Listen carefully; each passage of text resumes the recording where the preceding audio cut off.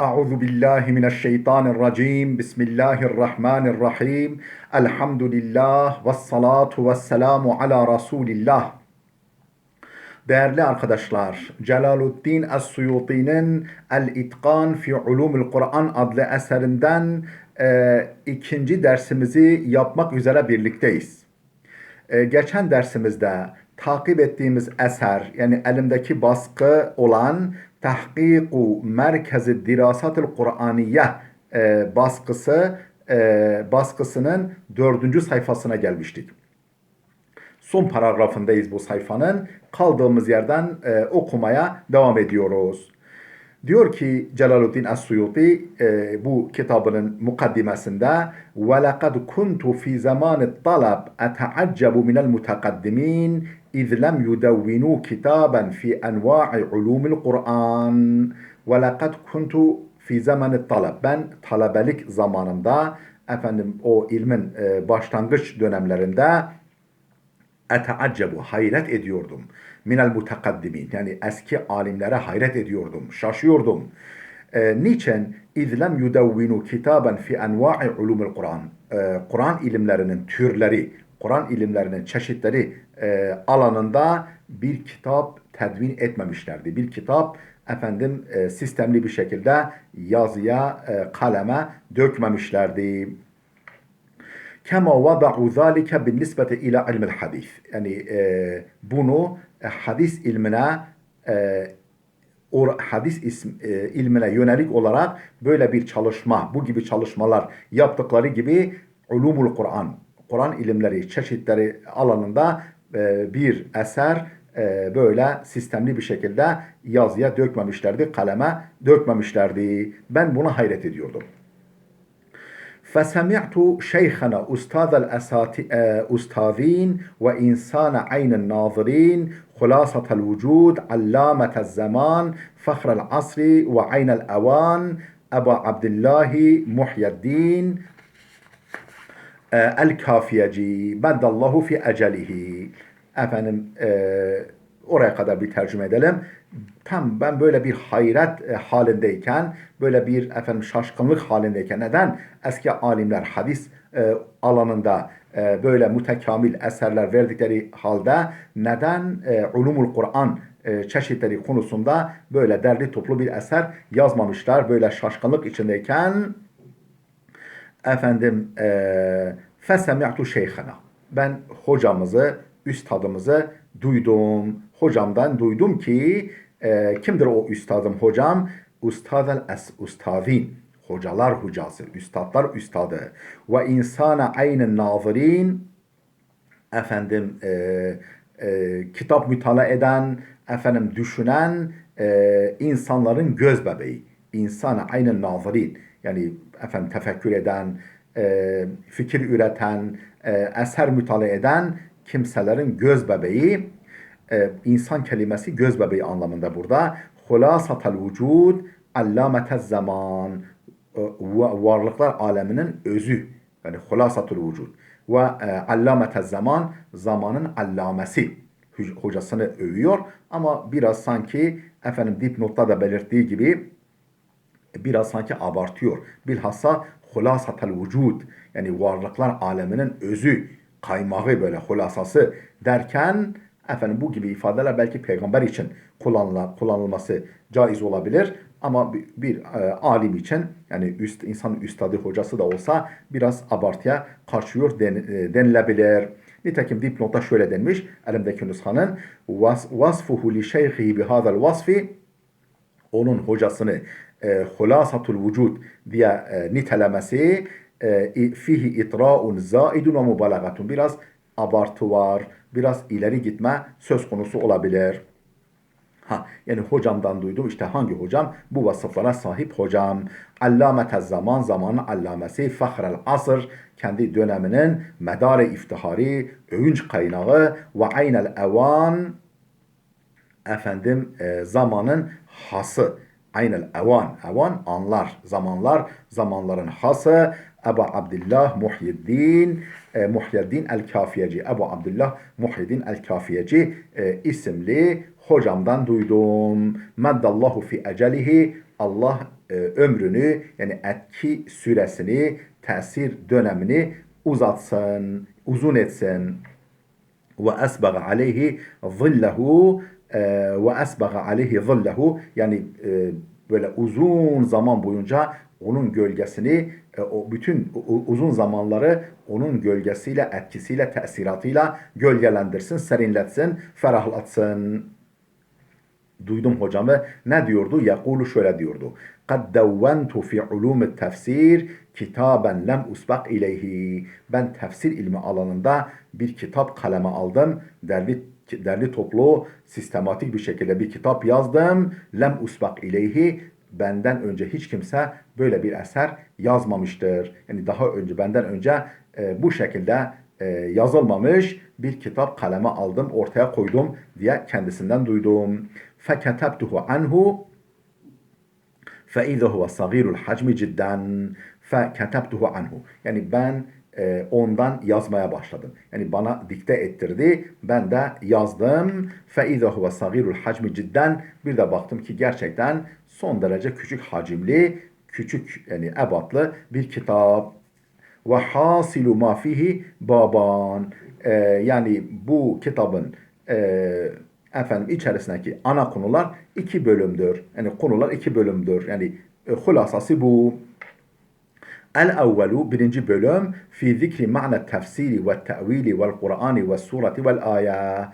Tefsir, tevil, Kur'an ve Kur'an, sure ve ayetlerin manası konusundaydı. Yani tefsir nedir? Tevil nedir? Kur'an nedir? Sure nedir? Ayet nedir? Bunların açıklamasına ilişkindi. Birinci bölüm bu. Ve thani ikinci bölüm fi şurutil kavli fihi birra'i. Fihi fil Kur'an. Yani Kur'an hakkında re yani kendi görüşüyle, akıl yürütmeyle, yani rivayetten bağımsız bir takım muhakemelerle söz söylemenin şartlarına dairdi. Yani Kur'an hakkında rey ile yani rivayetle değil de dirayetle, akıl yürütmekle, muhakemeyle söz söylemenin şartlarına dairdi ikinci bölüm. Ve ba'dahuma hatimetun, bu iki bölümden sonra bir sonuç kısmı, hatime kısmı geliyordu ki fi adabil muallimi vel mutaallim. Alim yani hoca, üstad ve müteallim talebe. Yani hoca ve talebenin adabı. Hoca nasıl olmalı, talebe nasıl olmalı? Bunların adabına ilişkin bir hatime, bir sonuç yer alıyordu. Felem yeşfi li zalike galilen. Bu kitap benim susuzluğumu gideremedi. Yani benim derdime çare olamadı. Yani o özlemimi gideremedi. Bu konudaki boşluğumu dolduramadı. وَلَمْ يَهْدِنِي ilal maksudi sebilen. Amacıma götüren bir yol açamadı benim için. وَلَمْ يَهْدِنِي beni iletemedi ilal maksudi, amacıma doğru sebilen bir yolda yürütemedi. Yani bana önümde bir yol açmadı. Kitap küçük hacimli. Hakikaten ben de okudum. Son derece küçük. Aynen Suyuti merhumu dediği gibi o avsafta bir kitap. ثم أوقفني شيخنا شيخ الإسلام قاضي القضاة خلاصة الأنام حامل لواء المذهب المطلبي علم الدين البلقيني رحمه الله تعالى. ثم أوقفني, sonra beni haberdar etti, beni vakıf etti, bana haber verdi, beni haberdar etti. Kim? Şeyhuna, üstadımız Şeyhül İslam, Kadil Kudat, yargıçlar, yargıcı, hulasatul enam, yani mahlukatın, insanların hulasası. Yani bu da yine burada da yine bir abartı var. Kitabımızın dipnotta da öyle deniyor. Yani hulasatul enam hamilu liva'il mezhebil muttalibi. Mezhebul muttalibi dedi değerli dostlar. Şafii mezhebi. El-Muttalibi, yani El-Muttalibi İmam Şafii'nin bir nisbesidir. Bir nisbesi El-Şafii, başka bir nisbesi El-Muttalibi. Yani Kureyşli olması hasebiyle El-Muttalibi nisbesini almış İmam Şafii. İmam Şafii mezhebinin sancağının hamili. İmam Şafii mezhebinin sancağını elinde tutan Alemuddin el-Bulqini. Alemuddin, dinin zirvesi, dinin bayrağı el-Bulqini isimli hocamız beni haberdar etti. Rahimahullahu Teala. Allah kendisine rahmet eylesin. Neyden haberdar etti? Ala kitabin fi zalike. Bu konudaki bir kitaptan haberdar etti. Li ahihi Kadil Kudat Celaleddin, efendim kardeşi Kadil Kudat Celaleddin'e ait bir kitaptan beni haberdar etti. Kardeşim Celaleddin'in kitabı var dedi. Semmahu mevaki'al ulum min mevaki'an nucum. Yani adını verdi. Semmahu yani şu adı verdiği bir kitaptan beni haberdar etti. Kardeşi tarafından yazılmış olan nedir o kitabın adı? Mevaki'al ulum min mevaki'an nucum. Eserin adı bu. Bu. Feraeytuhu te'lifen latifan ve mecmu'an zarifan za tertibin ve takririn ve tenvi'an ve tahbir. Feraeytuhu bu kitabı buldum, gördüm. Nasıl gördüm? Te'lifen latifen. Hoş bir eser. Latif, hoş, ince bir eser ve mecmu'an zarifan, zarif, efendim yine tatlı, güzel bir mecmua derleme olarak gördüm. Ve tertibin ve takririn, efendim bir tertibi düzeni var ve takririn güzel bir anlatımı var, hoş bir anlatımı var, meseleleri güzelce ortaya koyan bir üslubu var ve tenvi'an ve tahbir, efendim çeşitlendirme, konuları çeşitlendirme, efendim bölümlere ayırma ve tahbir ve derinlemesine ele alma özelliğine sahip bir eser olarak gördüm. Kâle fi hutbetihi. Efendim baş tarafında kitabının girişinde Celaluddin yani bu eserin sahibi, bu ikinci gördüğüm eserin sahibi şöyle diyordu. Kad işteharat anil İmam Şafii radıyallahu anhu muhatabatun li ba'di hulefai benil Abbas. Ne diyordu? Efendim Celaleddin el-Bulqini. Yani bu Suyuti var, bir de el-Bulqini var. İşte bu ikinci denilen kitap dediği kitabın sahibi Celaleddin el-Bulqini dedi kitabın başında diyordu ki kad işteharat anil İmam Şafii radıyallahu anhu. İmam Şafii'den şöyle dediği meşhur olmuştur. Ne dediği? Muhatabatun. Yani bir hitabede bulunduğu. Muhtemelen efendim Harun Raşid olabilir veya yani bir Abbasi halifesi muhatabatun li ba'di hulefai benil Abbas, Abbas oğulları yani Abbasiler Abbasi halifelerinden birisiyle konuşması meşhur olmuştur. Yani İmam Şafii'nin böyle bir konuşma yaptığı gelmiş, ün salmış. Fiha o konuşmasında zikru ba'di enva'il Kur'an. Bazı Kur'an ilimlerinin çeşitlerinden bahsediyor. Kur'an ilimlerinin çeşitlerinden bahsediyor İmam Şafii. Yahsulu minha li maksadinel iktibas. Efendim yahsulu minha li maksadinel iktibas.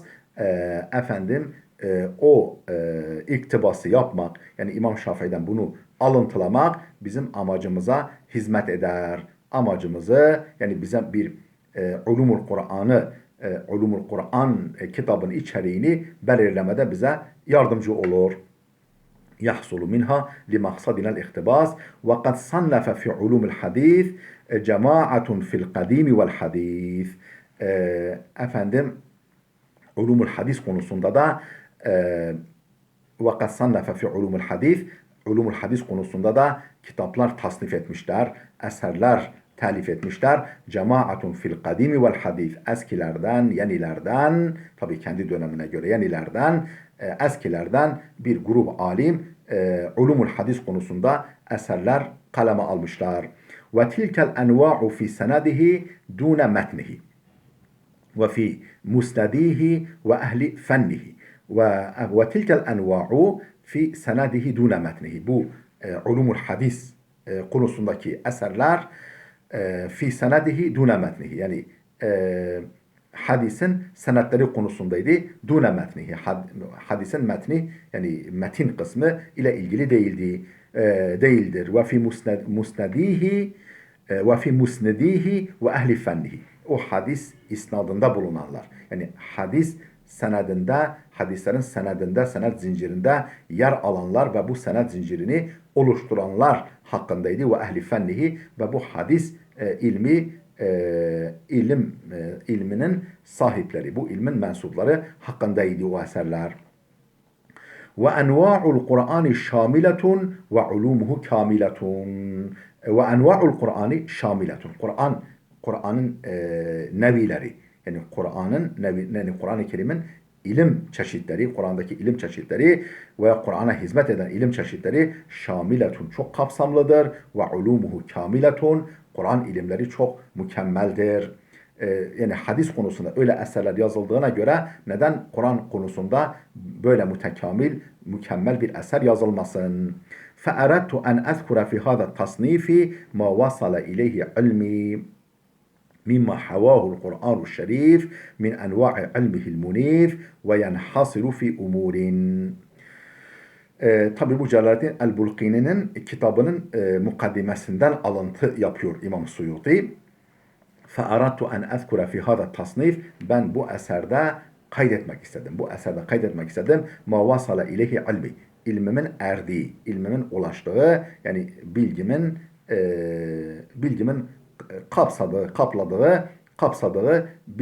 bilgileri, yani hususları zikretmek istedim. Mimma havahul Kur'an-ı Şerif, Kur'an-ı Kerim'in ihtiva ettiği, benim de aklımın erdiği, ulaşabildiğim ilimleri kaydetmek istedim. Min enva'i ilmihil munif, Kur'an-ı Kerim'in o seçkin, o kıymetli ilim türlerinden. Ve yenhasiru fi umurin, bu kitabım, daha doğrusu bu Kur'an ilimleri birkaç hususta toplanıyor. Birkaç hususa munhasırdır. El-evvelu, birincisi mevatinun nuzuli ve evkatuhu. Kur'an-ı Kerim'in nuzul yerleri. Yani hangi ayetler, hangi sureler nerede inmişler ve ne zaman inmişler. Nuzul yerleri ve nuzul vakitleri. Ve vakai'uhu, ve nuzul vesileleri, vakaya, yani hangi olaylara binaen inmiş, yani Kur'an ayetleri veya sureleri hangi olaylara binaen inmiş. Ve fî zâlike isne aşer nev'an, bu konuda yani Kur'an-ı Kerim'in işte vahyinin, surelerin, ayetlerinin iniş yerleri, iniş zamanları ve iniş vesileleri, sebebe nüzulleri konusunda ve fî zâlike, bu konuda isne aşer nev'an, 10 nevi ilim var. Yani bu da 10 alt başlığa ayrılır. El-Mekki, El-Medeni, El-Seferi, El-Hadari, El-Leyli, El-Nehari, El-Sayfi, El-Şitai, El-Firaşi, Esbabun Nuzul, Evvelu ma nezel, Ahiru ma nezel. Yani Kur'an-ı Kerim'in işte zamanı, mekanı, iniş zamanı, iniş mekanı ve iniş vesileleriyle ilgili bilgiler şunlardır. El-Mekki, Mekki ayet ve sureler, el-Medeni, Medeni ayet ve sureler, bunların ne olduğu daha sonra açıklanacak. Es-Seferi, yani seferde, Peygamberimiz Aleyhisselam evde değilken, yani seferdeyken inen ayetler, sureler. El-Hadari, seferde değil, bu defa hadardayken, yani evindeyken inen ayetler, sureler. El-Leyli, gece inen ayetler, sureler. El-Nehari, gündüz inen. Es-Sayfi, yazın inen. Es-Şitai, kışın inen. El-Firaşi, Peygamber yatağındayken, istirahat halindeyken inen. Esbabun nuzul, nuzul sebepleri, nuzul vesileleri, yani hangi sorulara cevap, hangi problemlere çözüm, hangi hadiselere ışık tutmak üzere indiğine dair bilgiler. Evvelu ma nezel, ilk inen vahiy, sure, ayet. Ahiru ma nezel, son inen vahiyler, ayetler, sureler. Bu birinci bölüm bu.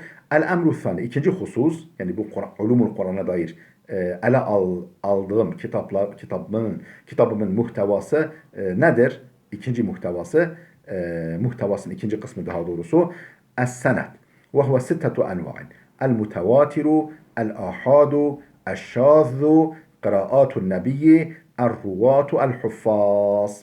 Es-senet, yani Kur'an-ı Kerim'in kıraatlerinin geliş senetleri. Yani geliş Kur'an-ı Kerim'in kıraatlerini bize aktaran ravilerin zinciri. Kim kimden aldı bize gelinceye kadar Kur'an-ı Kerim kıraatleri. Es-senet. Ve huve sittetu enva'an. Bu senetler de 6 çeşittir. Mutevatir senetle gelen kıraatler var. Ahad, yani tevatür derecesine ulaşmayan, meşhur derecesine de ulaşmayan ahad senetle zincirle gelen kıraatler var. Eşşazu şaz kıraatler var. Bunların hepsini açıklayacak. Ahad ne demektir?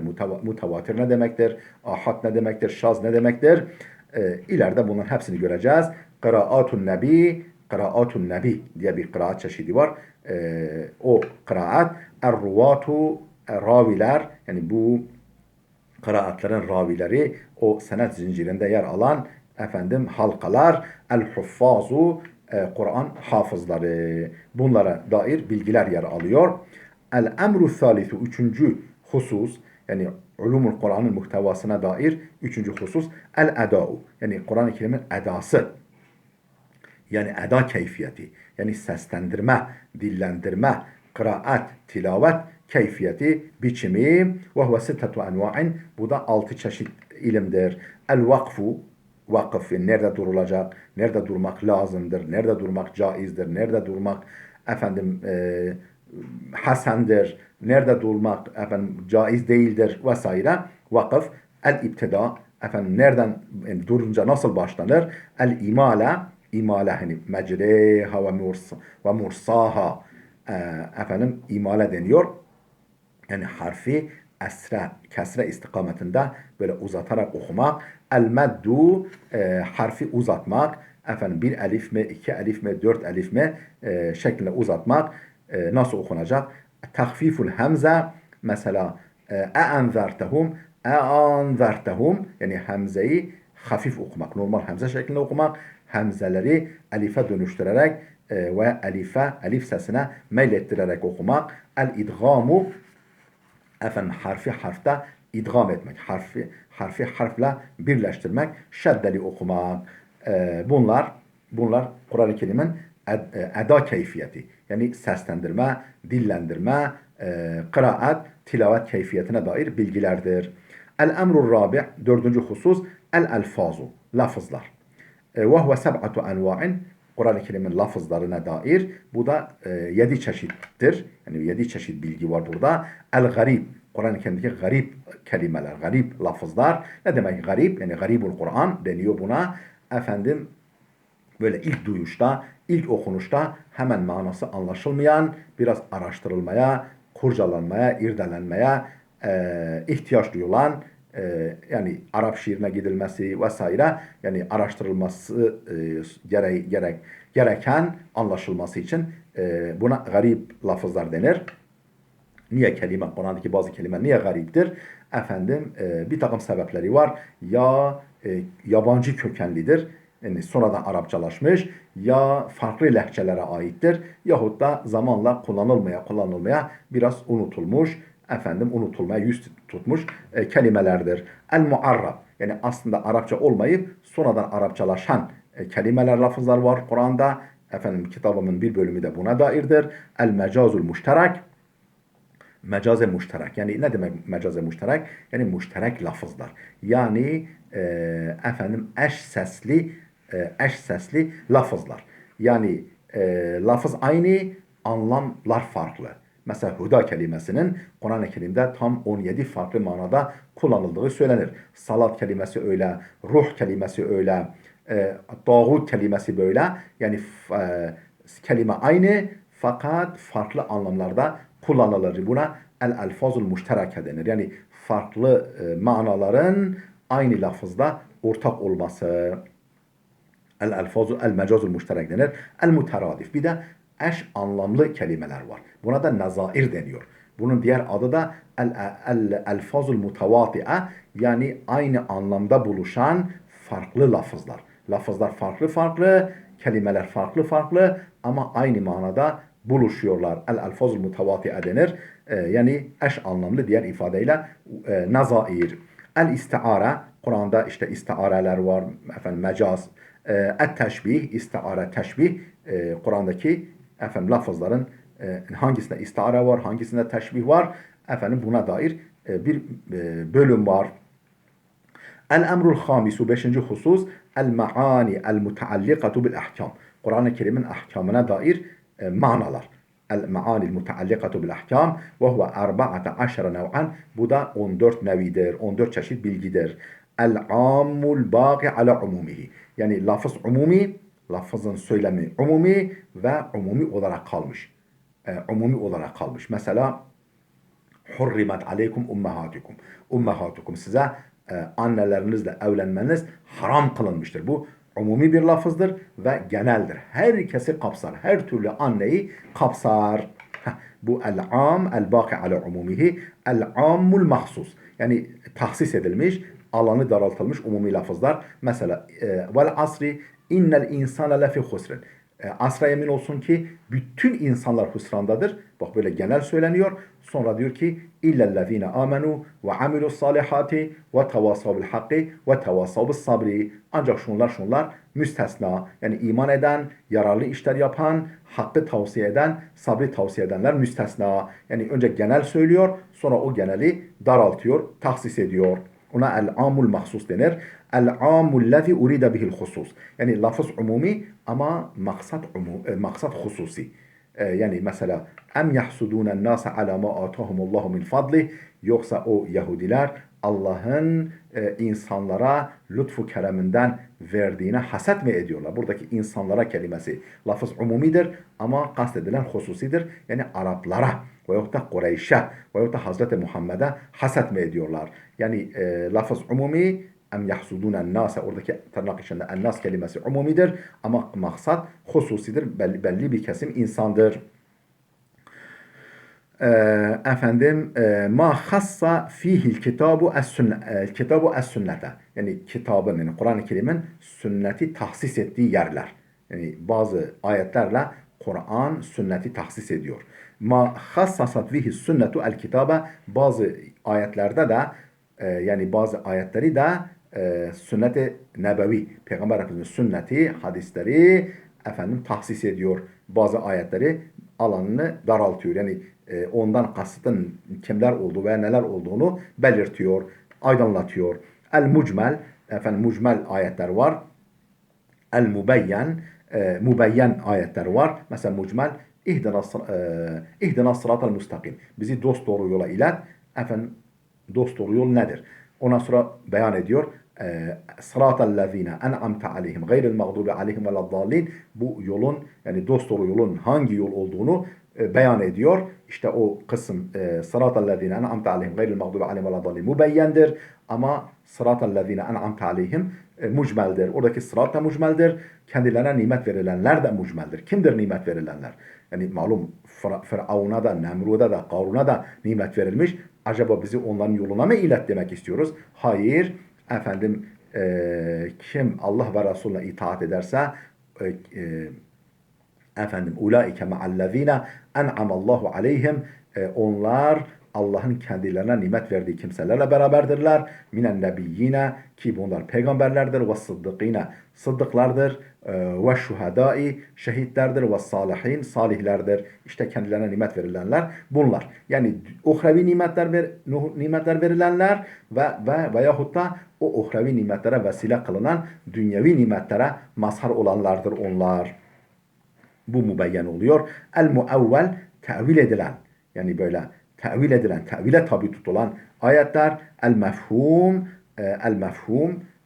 yani yan mesajlar veren ayetler. Yani mesela وَلَا تَقُلْ لَهُمَا uffin, anne babaya öf demeyin deniyorsa, efendim onlara sövmeyin, dövmeyin, hakaret etmeyin. Haydi anlaşılır.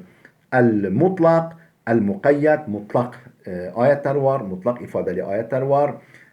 El-mukayyet ayetler var. Mesela efendim fasyamu selâfete eyyamin mutetabiat mıdır, değil midir? Veya fetahriru rakabetin, yani bir köle azadı. Nasıl köle? Müminetin diyecek, müminetin mümin köle mi, yoksa herhangi bir köle mi? İşte eğer rakabetin müminetin, o mümine kelimesi gelirse o takyid etmiş oluyor. Gelmiyorsa fetahriru rakabetin, bir köle azadı. Yani mümin veya gayrimümin fark etmiyor. Yani bazı yerlerde müminetin geliyor, bazı yerlerde gelmiyor. İşte o gelmeyen yerler mutlak oluyor, gelen yerler mukayyet oluyor. Veya peş peşe mi tutulacak o oruçlar, yoksa efendim ara verilebilir mi? El-nasihu el-mensuh. Nasih, nesh edici. Yani başka bir nas'ı, başka bir ayeti yürürlükten kaldırıcı ayet. El-mensuh hükmü yürürlükten kaldırılan ayet. Nev'un minen nasihi vel mensuh ve huve ma umile bihi minel ahkami muddeten muayyeneten. Bir yine nasih mensuhun bir çeşidi olarak bir süre amel edilmiş, uygulanmış ve huve ma umile bihi minel ahkami muddeten muayyeneten, bir takım ahkamla bir süre amel edilmiş. Daha sonra o hüküm yürürlükten kaldırılmış. Vel amilu bihi vahidun minel mukellefin vel amilu bihi vahidun minel mukellefin, ve o hükümle amel eden bir kişi olmuş. Yani böyle buna benzer ifadeler de olabilir diyor. Değerli dostlar, burada dursun. Videomuz oldukça uzadı. Gelecek dersimize kadar Allah'a emanet olun.